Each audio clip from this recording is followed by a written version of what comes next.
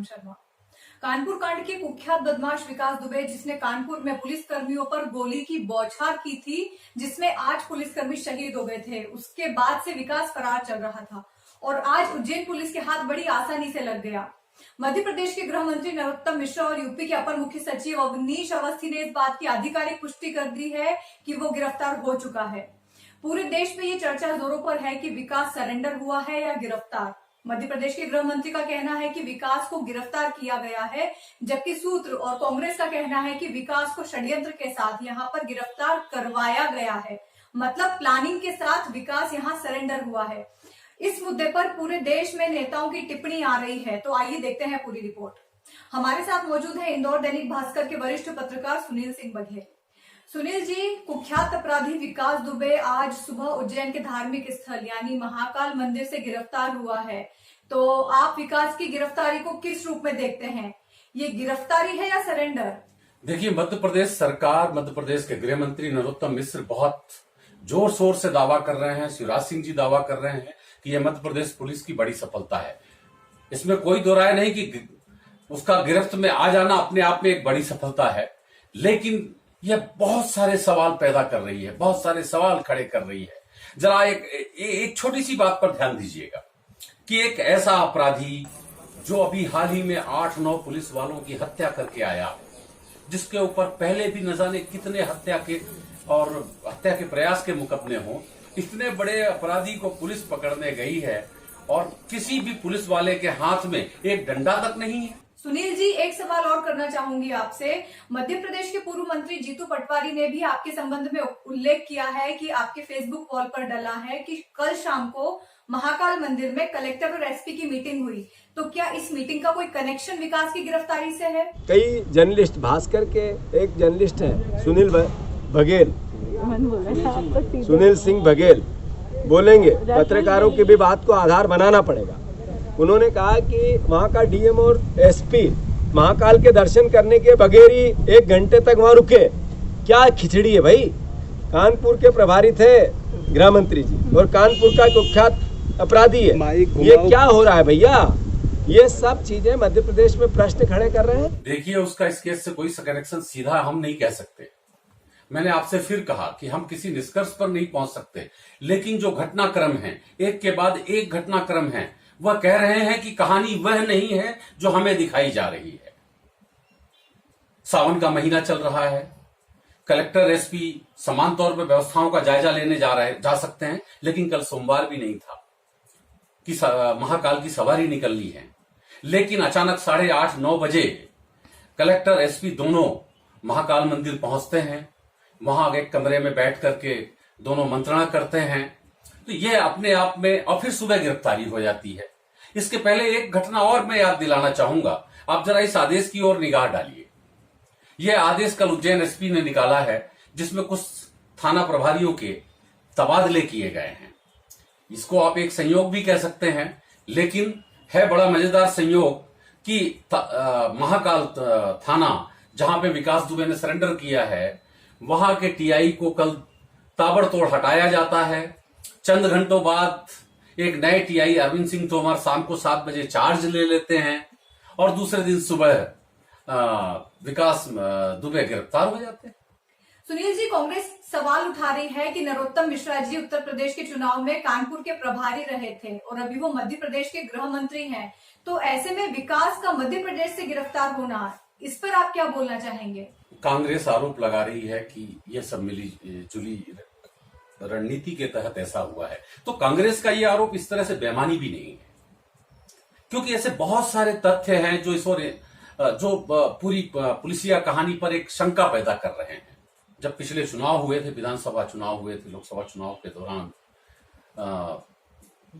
जो गृह मंत्री है नरोत्तम मिश्रा, वह जाति समीकरणों के चलते उन्होंने लंबा अरसा यूपी में गुजारा है। बताया जा रहा है कि वह कानपुर के प्रभारी भी रहे हैं, तो यह नकारा नहीं जा सकता कि कानपुर के प्रभारी रहने के दौरान विकास की जिस तरह से राजनीतिक रसूख और पहुंच रही है, वह एक अनजाना चेहरा रहा हो, या उसके मध्य प्रदेश में संपर्क विकसित ना हुए हों, उन संपर्कों के जरिए वो मध्य प्रदेश आया। एक बार फिर से इस वीडियो की ओर निगाह दौड़ाइए, देखिए कैसे बड़ी मस्त चाल से, बड़े निष्फिकर भाव से विकास दुबे चले आ रहे हैं। पीछे एक गार्ड है, बगल से एक पुलिस वाला निकल जा रहा है, एक सफाई कर्मी सफाई कर रहा है। कहीं कोई बेचैनी, कोई हड़बड़ी, कोई जल्दबाजी नहीं नजर आती है। एक और बड़े महत्वपूर्ण बात मैं आपको याद दिलाना चाहूंगा। जरा इस फोटो की ओर ध्यान दीजिए कि कैसे एक नैरेटिव सेट करने की कोशिश की जा रही है। उसके पहले, जिसके पहले कि पुलिस के पास विकास दुबे जाता और सरेंडर करता या गिरफ्तार करता, जैसा कि पुलिस का दावा है, उसके पहले एक फोटो वायरल की जा रही है। यह तो तय है कि यह फोटो खिंचवाई गई है। हो सकता है विकास दुबे ने किसी से खिंचवाई हो, लेकिन इसे एक साधारण फोटो नहीं कह सकते। जरा आप देखिए, पहले भी इसकी एक कट्टर हिंदूवादी नेता की छवि बनाने में ये लगा हुआ था। यहां भी बैकग्राउंड में 3 भगवा झंडे मंदिरों के ऊपर लहराते हुए, और ये फोटो जानबूझ करके वायरल की जा रही है। नहीं तो ये सवाल उठता है कि आखिर ये फोटो वायरल कैसे हुई, कहां से आई है फोटो। तो यहां भी वो बड़ा, उसकी बॉडी लैंग्वेज आप जब देखेंगे तो उसमें कहीं कोई घबराहट नहीं है। एक भागता हुआ अपराधी बहुत दबाव में होता है, लेकिन एक सरेंडर करता हुआ जब सब कुछ सेट होकर के जब बात करता है तो उसके चेहरे पे एक निश्चिंतता दिखती है। आप कहीं भी देखिए, चाहे वो पुलिस थाने में बैठा हुआ हो सोफे पर, चाहे उसको पुलिस वाले पकड़ रहे हो, चाहे वो मंदिर प्रांगण में फोटो खिंचा रहा हो, चाहे निकल करके बाहर आ रहा हो, उसका सिर्फ एक उद्देश्य दिखता है कि मैं दुनिया को बता दूं कि मैं विकास दुबे हूं, मैं कानपुर वाला हूं। और हमारी पुलिस तो आप देख ही रहे हैं कि हमारी मध्य प्रदेश की जमात पुलिस के हाथ में डंडा भी नहीं है। मैं फिर याद दिलाऊंगा, फिर एक बार निगाह दीजिएगा कि किसी के हाथ में एक भी डंडा नहीं है। सीमाओं की बात करें तो कोविड के चलते वैसे ही कई जिलों में रात में कर्फ्यू लागू है, जगह जगह चेकिंग हो रही है, और उज्जैन से कोई भी दूसरे राज्य की सीमा 200 से लेकर के 500 किलोमीटर तक है। तो इतनी दूर तक सारे राज्य पार करके, और पुलिस की यदि शक्ति होती है बिना, जबकि इस बात की पूरी संभावना थी कि वह मध्य प्रदेश भी आ सकता है, क्योंकि विकास दुबे की मध्य प्रदेश में कई जगह पर रिश्तेदारी है। इसके बावजूद इतने सब लोगों को चकमा दे करके वह उज्जैन तक पहुंच जाता है कि यह हमारी पुलिस व्यवस्था की लापरवाही नहीं है।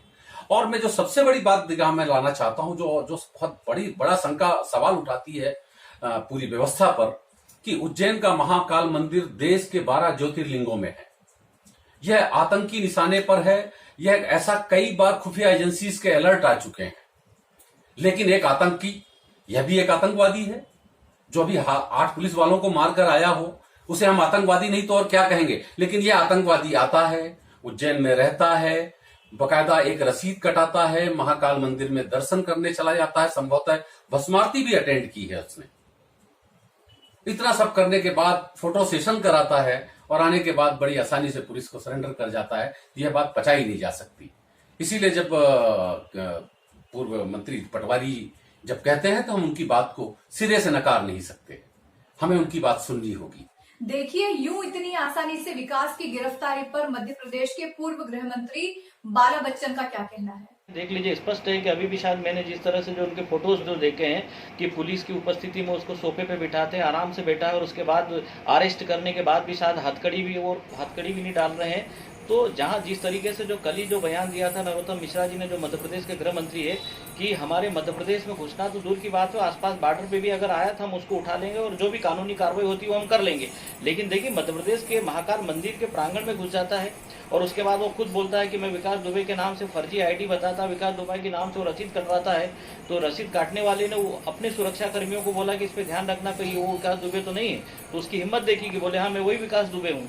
तो आज भी मतलब उसको कहीं पर भी किसी भी तरीके का डर और खौफ, एक इतना बड़ा जो दुर्दांत अपराधी है, जो 7 अपराध किया हुआ उत्तर प्रदेश की पुलिस के वो 7 से 8 मर्डर करके आया हुआ है, तो उसके बाद भी उस पर यहाँ मंदिर में घुस जाता है और उसके बाद भी उसको डर और खौफ नहीं। और किस तरीके से उसको पुलिस रख रही, सोफे पे बिठा रहे और आराम से, उसको कोई डर और खौफ नहीं है। तो इससे ये जो लगता है कि पुलिस को भी एक खौफ और एक डर और एक जो भूमिका जो होना चाहिए, उससे ये स्पष्ट लगता है कि मंत्री जी बयान कुछ और देते हैं, बोलते कुछ और है, बाकी उनकी कानूनी कार्रवाई में तो कोई दम है नहीं। जहाँ तक मेरी जानकारी में है कि ये नरोत्तम मिश्रा जी कानपुर के प्रभारी मंत्री रहे हैं वो प्रभारी जो चुनाव के जो इनके जो संगठन के जो प्रभारी होते हैं उसके प्रभारी बनकर वो गए थे उत्तर प्रदेश में। और ये दुर्दांत अपराधी विकास दुबे भी उत्तर प्रदेश के कानपुर से आते हैं। तो कहीं ना कहीं इस तरह की ये जो बात जो है शंका को पैदा करती है।